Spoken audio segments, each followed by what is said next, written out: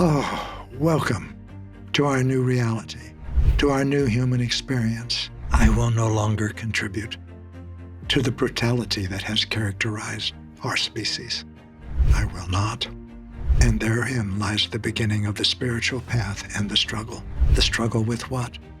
With the parts of your personality that originate in fear. And in the Earth School, we are each given moment by moment opportunities to choose between love and fear. Only conscious choices can choose love.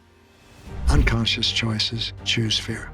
So if you're not aware of the intention when you speak or act, it comes from fear, and it creates painful consequences for you. So what is real? It's the part of you that can choose consciously between love and fear, that can consciously recognize the difference between love and fear, and choose love, and speak and act and respond from love. We don't have to, but if we want to evolve, that's what we must do.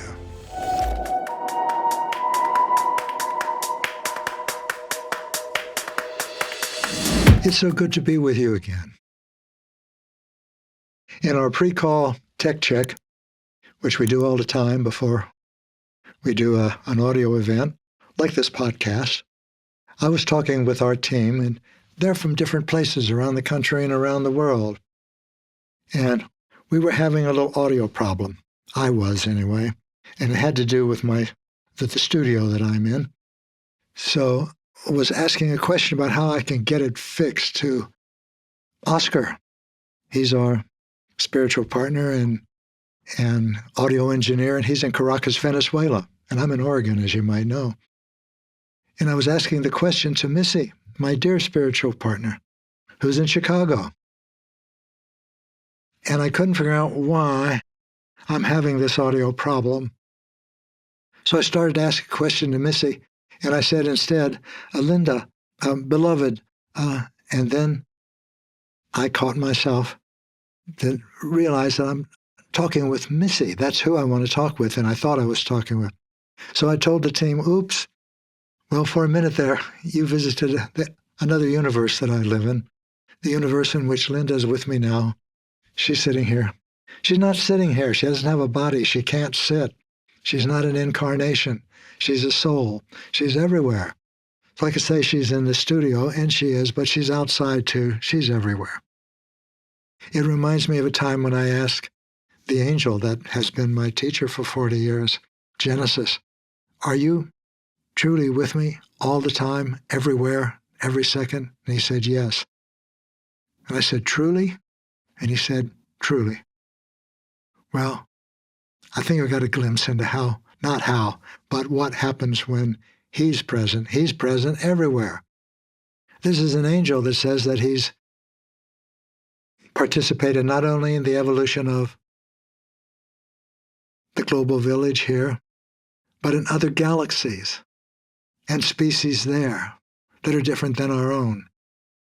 And I began to see the miracle of what I'm describing to you and what I've been living without seeing as a miracle. The miracle is that I exist and you exist. The miracle is that Genesis exists. And how many angels are there? I think there's a lot of them. And in the New Testament, there's a little indication of that. I think Jesus, or at least when he became Christ, was talking with angels. And he said, there's legions of them. Legions of them. That's like more than in a football stadium. Even more than that. My goodness, that's a lot of angels. Well, there's a lot of us, and each of us has non-physical guidance and continual love and support. But then I began to realize, given that scope, which is beyond my ability to comprehend, but it certainly startles my imagination, how can an angel that's participated, and since only time exists in the Earth School, means is participating now in galaxies, in this support of the evolution of other species that are not like ours. And yet he's talking to me, to Gary Zukav, just as angels talk to each of you on this, as he called it, global village, planet Earth. And he's talking to me in English. Do you know how long it's taken me to try to stumble through Spanish, which is a language that I love? I can say things like, yo puedo hablar español, pero no bien. Es porque ahora es más que 7 años como yo lo hablo. See, now, Oscar's smiling because I don't know how illiterate I was, but at least he got the general drift of that. But you can see that Spanish is, and Missy, she's from Puerto Rico originally, so she's laughing too. I don't even know what I said. Maybe I said, I'm a big blue mouse, and here I am speaking to you on this podcast. But my point is this. We're speaking English. Genesis speaks to me in English. I've written a book and submitted it to an agent. It's called The Endless Song. And when it's published, you'll be able to read all of this too. How can this angel talk to me in English on planet Earth? Why isn't he talking to me in Mandarin? Why isn't he talking to me in Zulu or Swahili? Why isn't he talking to me in Thai or Vietnamese? How can he do that?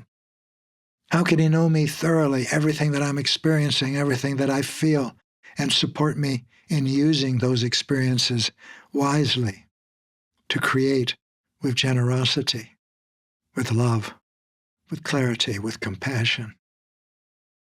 I don't know. I don't know. But he does.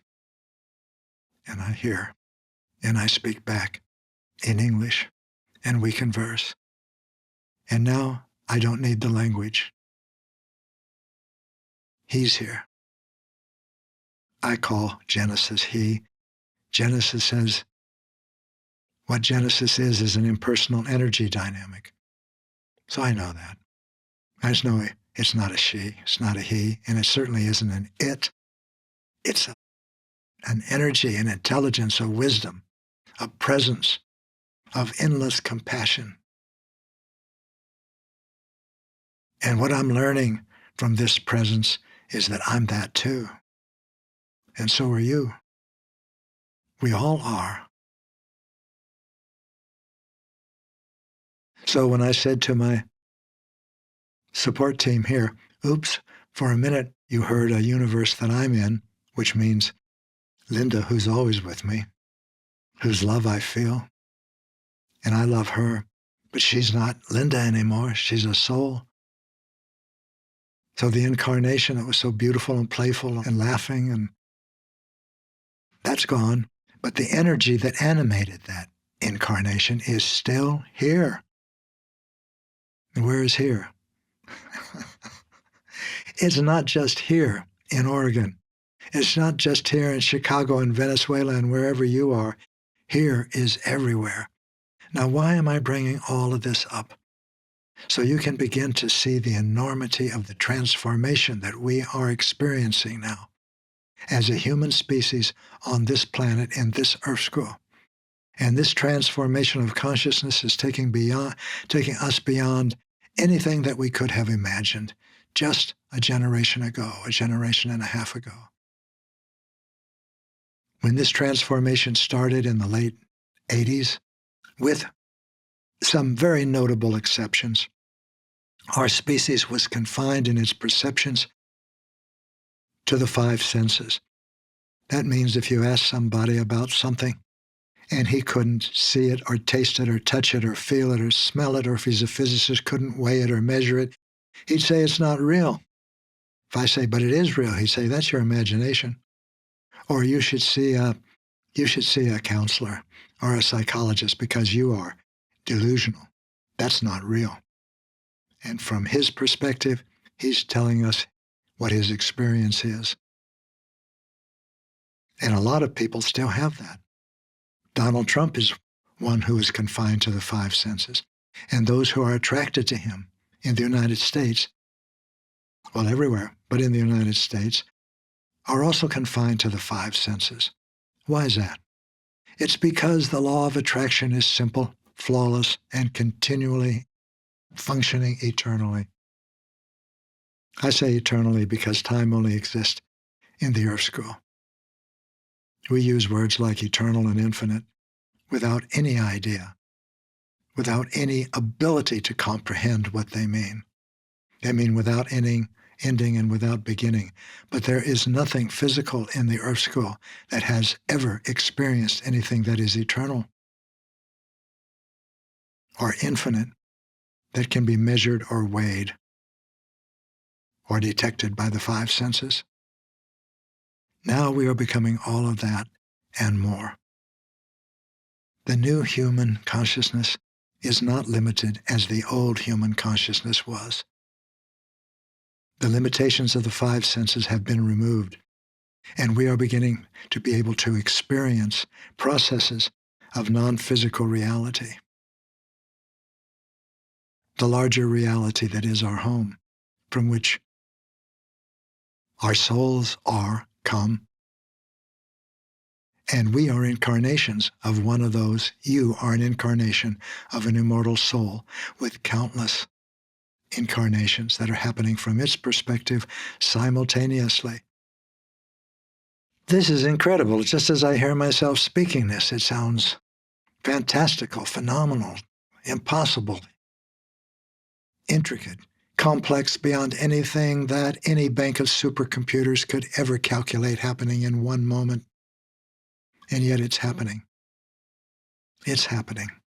So I must say to my team on this podcast, I misspoke when I said, oops, you visited, or I showed you a universe that's different from the one that I usually am in. It's the same universe that you are in, my dear team. And it's the same universe that you are in, my dear listeners. And it's the same universe that you are in, my dear viewers, and they're not mine. You are not mine.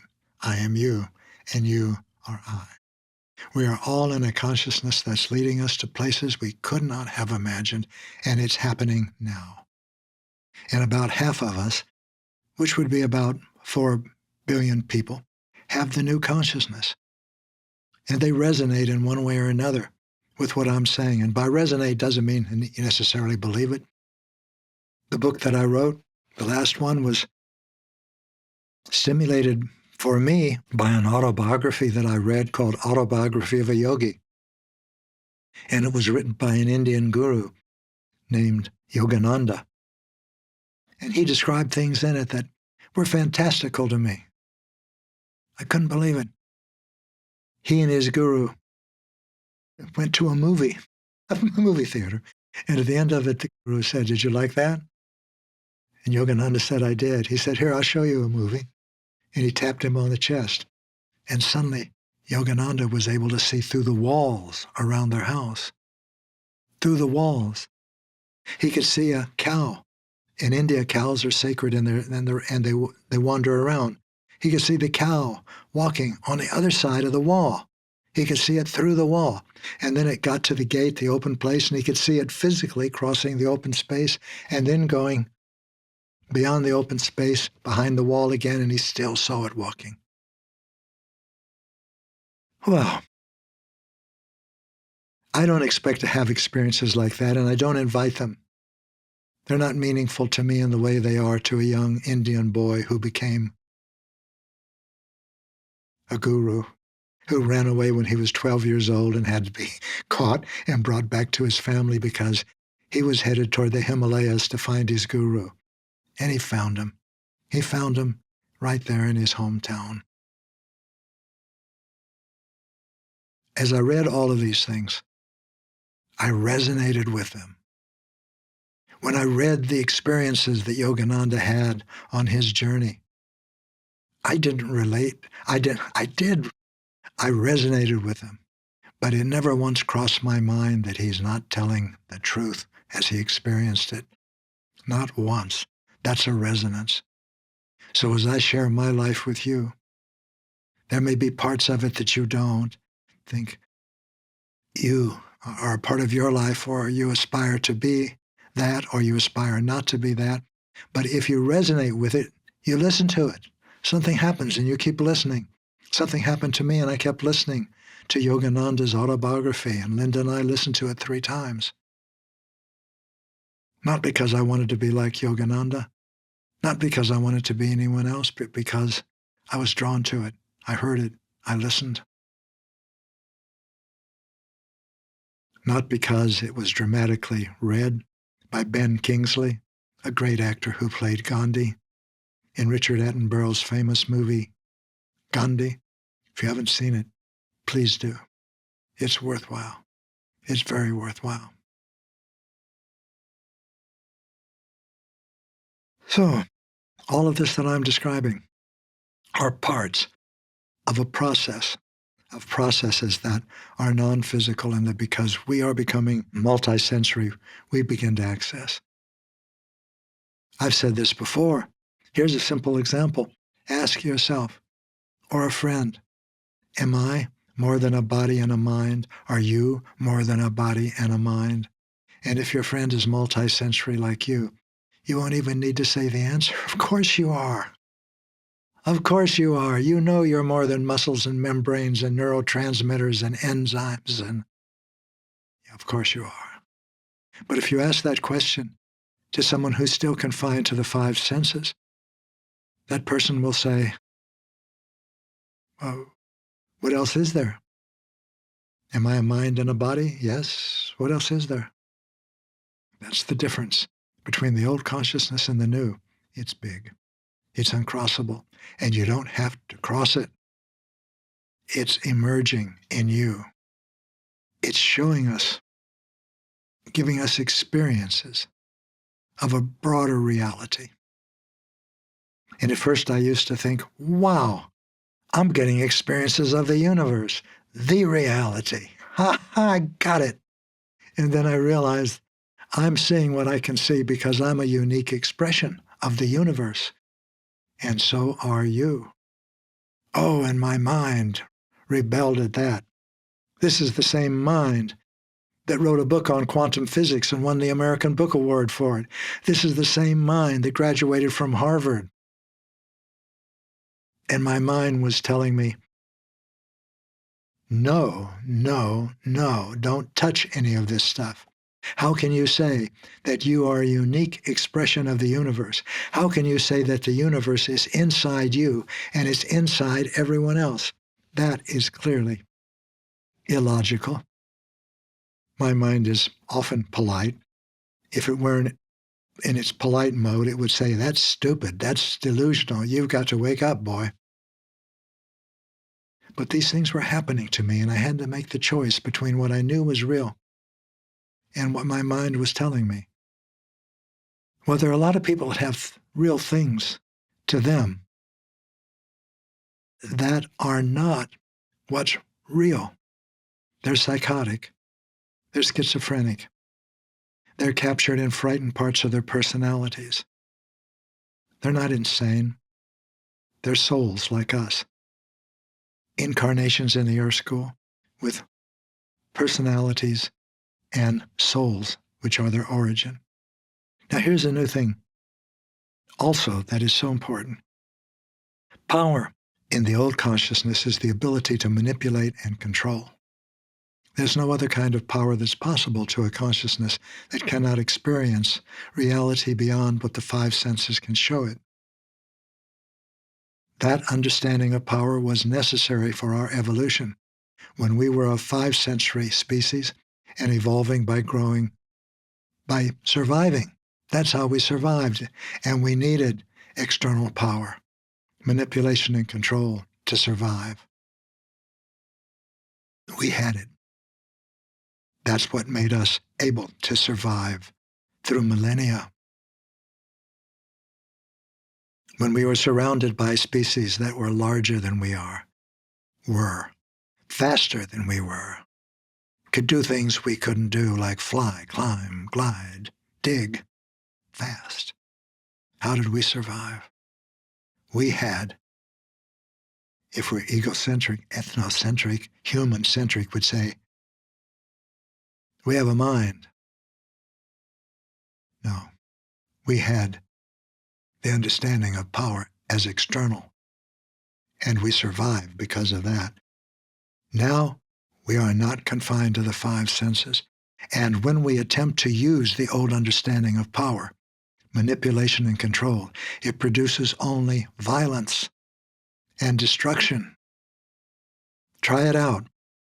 Try manipulating and controlling a friend, and if the friend doesn't go along, keep doing it, and you'll break up the friendship. Between nations, the pursuit of external power produces only violence and destruction. Look at it now. Look at it through the last 300,000 years. Look at it through every dynasty, empire,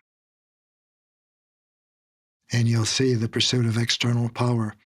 You'll see the history that we've written in blood. That's the human history. There are noble aspects to it, yes, quite noble. But it's all written with blood. As you acquire the new human consciousness and the new understanding of power, the alignment of your personality with your soul, with harmony, cooperation, sharing, and reverence for life, you become one of those new humans that says to yourself, I will no longer contribute to the brutality that has characterized our species. I will not. And you don't. And therein lies the beginning of the spiritual path and the struggle. The struggle with what? With the parts of your personality that originate in fear, anger, resentment, jealousy, righteousness, superiority, inferiority, compulsion, obsession, addiction. These are the parts of your personality that pursue external power. They're not hindrances to you. They were given to you by your soul at your incarnation. They are the parts of your soul that your soul desires to, let's temporarily use the word heal. And your incarnation enters the earth school, the domain of the five senses. Time, matter, space, duality, and fear. With a free will, with volition that no one controls except you. No one except you. And it's through the decisions that its personality makes in the earth school that it evolves or doesn't evolve. And in the earth school, we are each given moment by moment opportunities to choose between love and fear. And every conscious choice of love, and only conscious choices can choose love. Unconscious choices choose fear. So if you're not aware of the intention when you speak or act, it comes from fear, and it creates painful consequences for you. If you are aware, then you have the ability to choose consciously, and when you choose love and create, which means speak or act with love, you create different consequences. All of this is part of the new reality into which we are emerging, or is emerging in us, however you want to look at it. It's powerful. It's beautiful. By what standard am I saying it's beautiful? By the standard of love or fear. That's the only standard. That's all that exists when it comes to your choices. Whatever you choose to say, whatever you choose to do, you do or act with an intention. And that intention is always love or fear. Oh, welcome to our new reality, to our new human experience. And you could say equally the same to me. Welcome, Gary, to my new experience, my new reality, my new perception of what is real. Love or fear. We've talked about this in this podcast. Love is real. Fear is not. Meaning is real. Emptiness is not. So, what is real? It's the part of you that can choose consciously between love and fear, that can consciously recognize the difference between love and fear. and choose love, no matter what is happening outside of you or what is happening inside of you. Whether you're elated and joyful or despondent and wanting to kill yourself, choose love. And whether what is happening outside of you is a beautiful summer day, a walk on the beach, a mountain at sunset, or another terrorist attack, choose love. That's our new ability. We've always had the ability to choose love, and now we're recognizing that we are love. We always have been love. There is nothing but love. That does not change, will never change, cannot change, has never changed. Well, what is changing then when we grow spiritually? Your awareness. Your awareness is expanding to include these things. How can you tell if it's including these things? Because you haven't clicked this podcast off now. You're still here, and so am I. So what's real? The you that's frightened or the you that's loving? The you that can be schizophrenic, involved in rage, like our new president in the United States? We can't judge him. He's a soul like us. He's the incarnation of a soul. He's got frightened and loving parts of his personality, but his consciousness is limited to the five senses. He pursues external power all the time. He could be pursuing it in love, but like our species did for 300,000 years, he's pursuing external power in fear, and he's producing the consequences, violence, and destruction. So, of course, we'll do what we can to stop that policy. We'll do what we can to stop those actions. But we will not hate. We will not diminish the humanity of another, like Donald Trump, or those who are with him, because energy attracts like energy.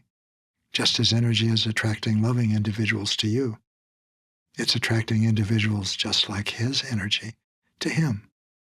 We can't judge that. What can we do?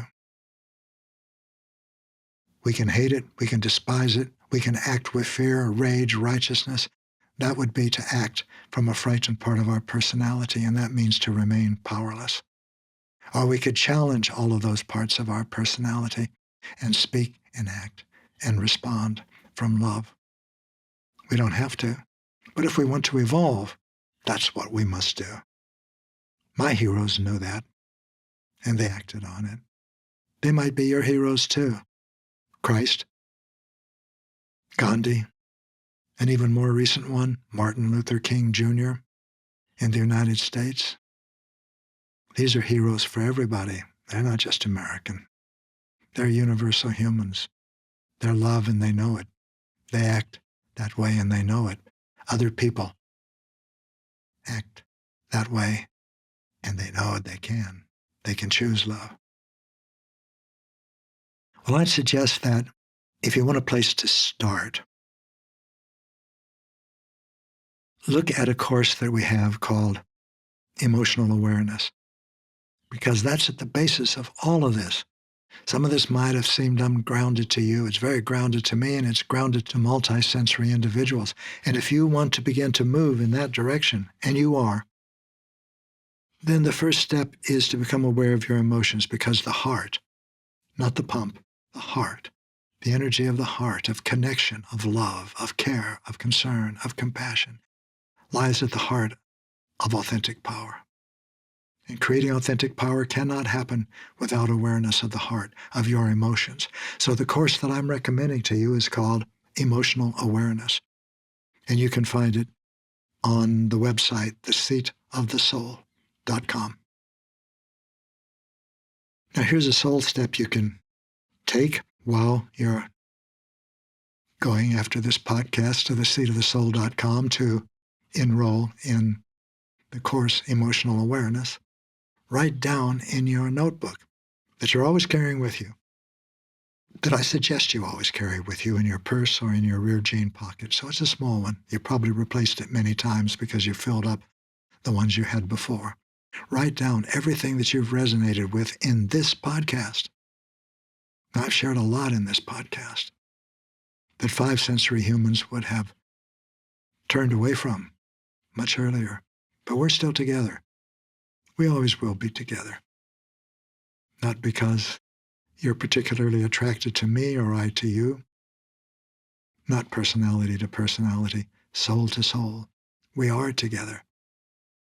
It's not as though you shouldn't judge what's happening in other people. When you realize who you are, what you are, you'll also realize you can't. You don't have the ability to see enough. And when you judge what you see, you create painful karma for yourself. So write down all of the things that you resonate with or didn't resonate with. And at the end of each day, look over what you've written. Look over what your conscious mind, your awareness recorded, cared enough for, resonated enough with, to actually go to the trouble of taking out a little book and writing in it. And you'll find that many of those things you've forgotten by the time you look at the book. And looking at the book will remind you of what you yourself were recognizing, resonating with, and had determined to act on. I'm looking forward to being with you again soon. I always do. I'm Gary Zukav.